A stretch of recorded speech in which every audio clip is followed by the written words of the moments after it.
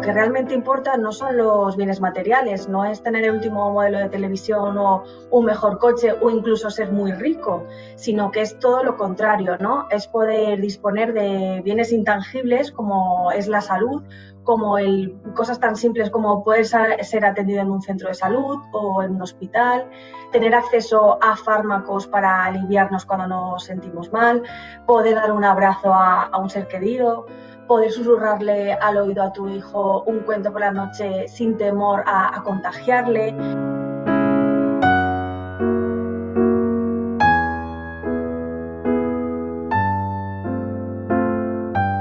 Habíamos dado por supuesto que teníamos el mejor sistema sanitario, del que tanto presumíamos, la verdad.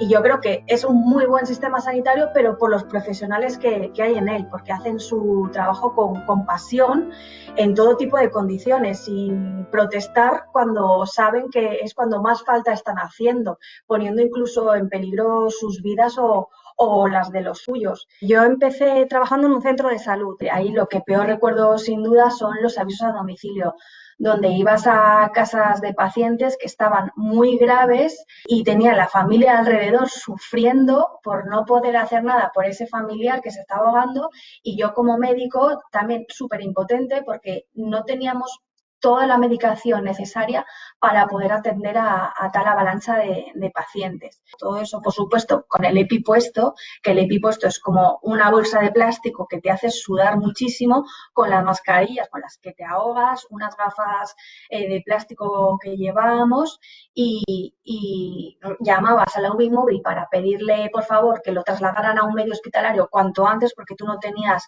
los medios suficientes para mantenerlo mucho tiempo, y la UBI móvil estaba tan saturada en Madrid en esos momentos pues que te decían que podían tardar de 4 a 5 horas en venir a por el paciente.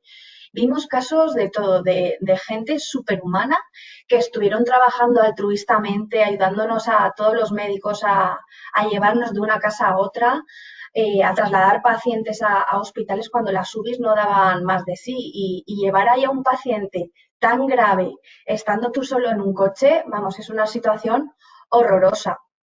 Después de eso nos llamaron para IFEMA, que se acababa de abrir el hospital de campaña, y cuando te llaman para ir a IFEMA, pues sientes mucho miedo porque es todo incertidumbre, no sabes en qué va a consistir el hospital. Y además a los pacientes, como estaban tan asustados en IFEMA o en sus casas, pues intentabas ofrecerle una medicina humana, tocarles, estar cerca de ellos, hacerles sentir lo más confortables posible, pese a esas condiciones tan hostiles como las de un hospital de campaña, como es IFEMA, ¿no? Que son pabellones con techos altísimos. Había pacientes con historias súper dramáticas. Yo recuerdo Francisca, una mujer de 79 años, que había ingresado con su marido en el 12 de octubre. Su marido había fallecido en la cama de su lado en urgencias a las poquitas horas de haber ingresado. No tenían los móviles y a ella, después de varios días ingresada en el 12 de octubre, la habían trasladado a IFEMA. Y sus hijos no sabían dónde estaban. Entonces, después de varios días conseguimos, porque Francisca, claro, no recordaba tampoco los móviles de sus hijos, a través de asistente social conseguimos un teléfono. Y cuando los pusimos en contacto la primera vez, pues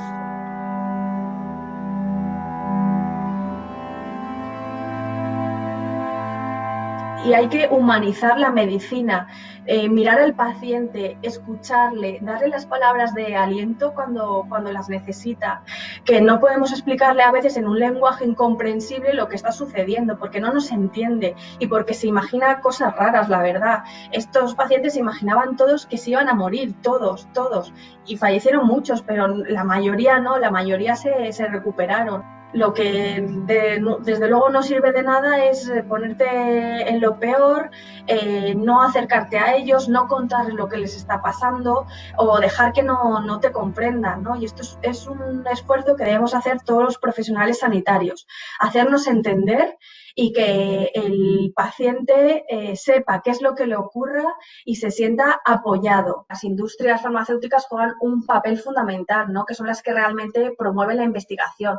Poder disponer de laboratorios, de fábricas, de materias primas, pues nos permitiría estar preparados ante situaciones excepcionales como la que ha ocurrido, pues poder desarrollar una vacuna, poder fabricar un respirador. Estas pandemias se pueden repetir más adelante, que cuanto mejor previstos estemos, menores repercusiones tendremos en un futuro. Y eso conlleva, sin duda, cuidar de nuestro sistema sanitario y de todo lo que haya a su alrededor, favorecer la investigación, el desarrollo de fármacos, facilitar su acceso a los hospitales y centros sanitarios, o cuidar más de nuestros profesionales sanitarios, que se sientan valorados. Debemos trabajar en equipo, que esta pandemia nos afecta a todos, no distingue de zonas geográficas, de sexo o de nivel socioeconómico, que todos debemos formar parte de la solución.